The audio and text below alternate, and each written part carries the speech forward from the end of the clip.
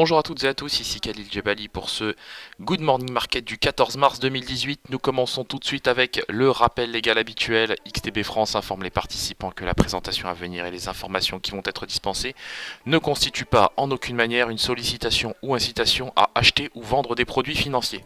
Voilà, on commence tout de suite avec le calendrier économique de ce 14 mars. Et vous le voyez, une fois de plus, il y aura pas mal de statistiques économiques pour aujourd'hui. Donc on a pris connaissance de la production industrielle en Chine, qui est plutôt pas mal, 7,2%, donc c'est nettement supérieur aux attentes. Les ventes au détail, elles, progressent de 9,7%, c'est moins bien qu'attendu.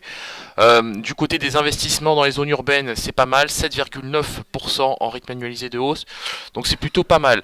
Par ailleurs, en zone euro, on prendra connaissance de la production industrielle du mois de janvier. C'est une donnée qui va clairement nous intéresser. On sait que Mario Draghi s'exprime depuis 9h avec Benoît Cœuré. Donc là pour l'instant on va parler de la réaction on va parler de la réaction des opérateurs sur la paire euro-dollar. Vous allez voir qu'elle est assez qu'elle est assez prononcée. Voilà, c'est le cas de le dire.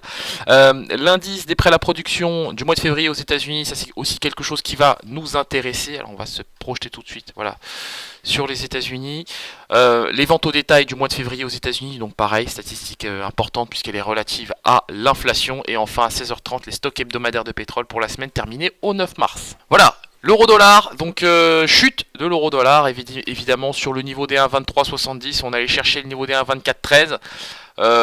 Pour l'heure, nous butons sur la moyenne mobile à 100 périodes courbe verte, c'est plutôt pas mal. Si on casse ce niveau, c'est direction les 1,2330. Voilà. Je me méfie de cette moyenne mobile à 100 périodes, on reste susceptible de la casser.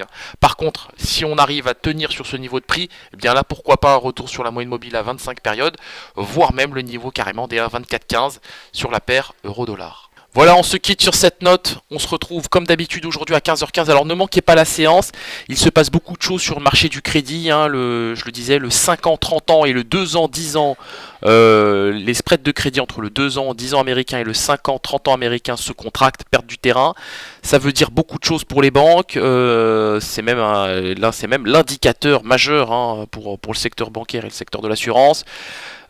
Pareil, on fera aussi le décryptage du discours de Mario Draghi et bien évidemment retour sur la séance d'hier avec le licenciement du secrétaire d'État Rex Tillerson, voilà, donc qui est désormais remplacé par Monsieur Pompeo, ex-directeur maintenant de la CIA. Voilà, rendez-vous tout à l'heure à 15h15 pour un débriefing complet. Merci à vous.